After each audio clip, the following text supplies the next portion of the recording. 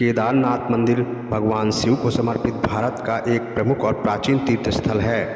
यह मंदिर उत्तराखंड राज्य के रुद्रप्रयाग जिले में स्थित है और 12 ज्योतिर्लिंगों में से एक माना जाता है। यह मंदिर हिमालय की गोद में बसा है।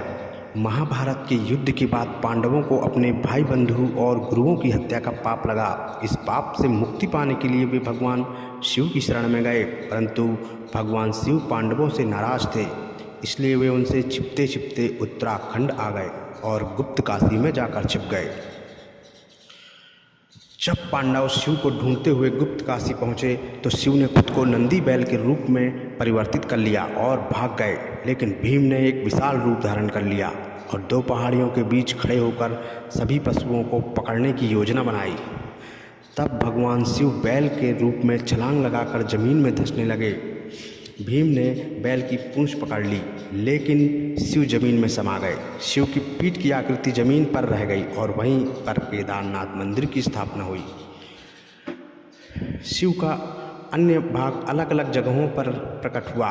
मुख रुद्रनाथ कहलाए, भुजाएं तुंगनाथ कहलाएं, नाभि मध्यमेश्वर कहलाए, जटाकेश कल्पेश्वर महादेव कहलाए। इन 5 स्थानों को मिलाकर कहा जाता है पंच केदार।